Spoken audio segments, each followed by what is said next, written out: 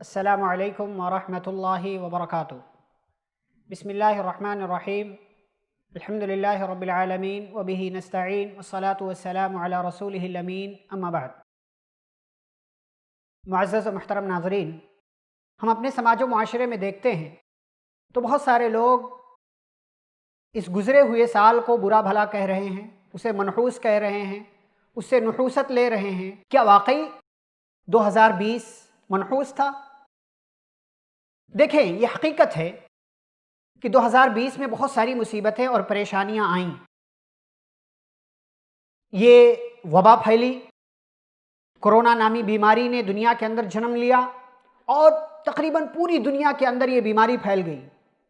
ٹڈیوں کا حملہ ہوا، علماء کی کثرت سے وفات ہوئی، عام لوگوں کی بھی کثرت سے وفات ہوئی، کثرت اموات پوری دنیا کے اندر ہوتی رہی، لوگ بے روزگار ہو گئے، کروڑوں لوگ بے روزگار ہو گئے، اور بھوکمری تک کی پریشانی لوگوں نے جھیلی، برداشت کیا لوگوں نے، اور اسی طریقے سے تجارت وغیرہ یہ ٹھپ پڑ گئے، ساری انسانوں کی ساری رفتار کو بریک سا لگ گیا۔ یہ ساری چیزیں اپنی جگہ حقیقت ہے، لیکن کیا ان ساری پریشانیوں کے ہونے کے ساتھ کیا 2020 منحوس تھا؟ آئیے کچھ باتیں جاننے کی کوشش کریں۔ سب سے پہلی بات کہ زمانے کو برا نہیں کہنا چاہیے، زمانے کو برا نہیں کہنا چاہیے۔ کیوں؟ اس لیے کہ زمانہ اللہ ہے۔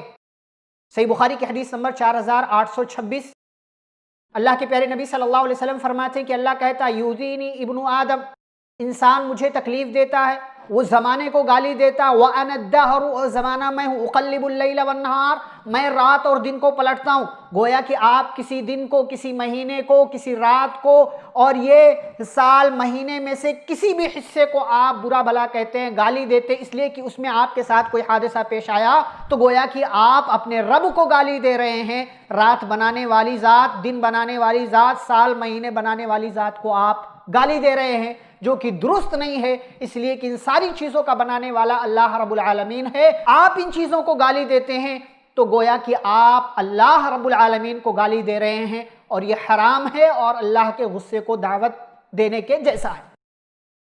دوسری بات اس حوالے سے کہ کوئی بھی چیز منحوس نہیں ہوتی، کوئی دن نہیں، کوئی رات نہیں، کوئی مہینہ نہیں، کوئی سال نہیں، کوئی انسان نہیں، کوئی چیز نہیں، دنیا کی کوئی بھی چیز منحوس نہیں ہوتی۔ پیارے نبی صلی اللہ علیہ وسلم نے صحیح بخاری کی حدیث کے اندر بیان کیا، 5707 نمبر کی حدیث، وَلَا طِيَرَةَ، بدشگونی کوئی چیز نہیں، نحوست یا کسی چیز کا منحوس ہونا، یہ اس کی کوئی حقیقت نہیں، یہ انسان کے اپنے دماغ کی خرافات ہے، اپنے دماغ کی اپج ہے جسے انسان نے پیدا کر لیا ہے۔ بلکہ اگر کسی دن میں، کسی رات میں آپ کو کوئی پریشانی لاحق ہوتی ہے، یہ اللہ کے فیصلے ہیں، یہ اللہ کے فیصلے، یہ اللہ کی مرضی ہے، اس میں حکمت پوشیدہ ہے۔ ہمارا رب ہمارے ساتھ برا نہیں کرنا چاہتا، اس لیے ہمیں اللہ کے فیصلے پر راضی رہنا چاہیے۔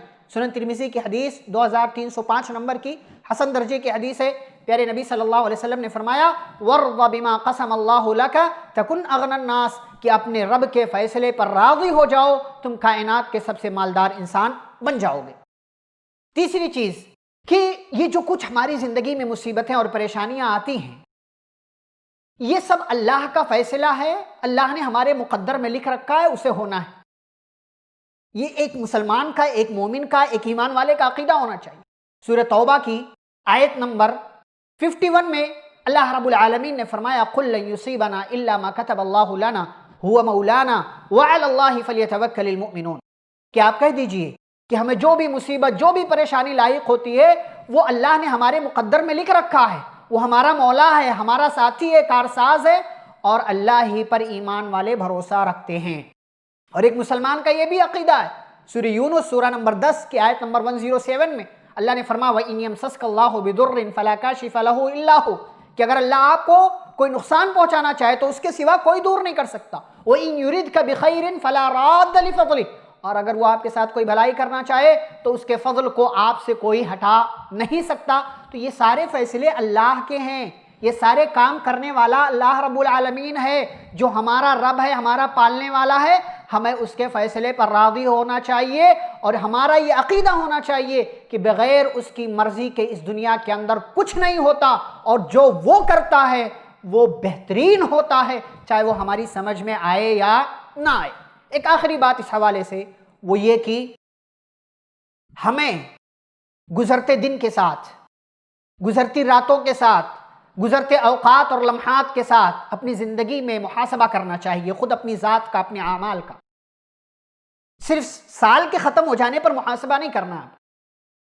آپ کو صبح ٹھوکر لگی، مصیبت آئی، پریشانی آئی، کوئی مشکل آئی، تو آپ سوچیں کہ یہ کیوں؟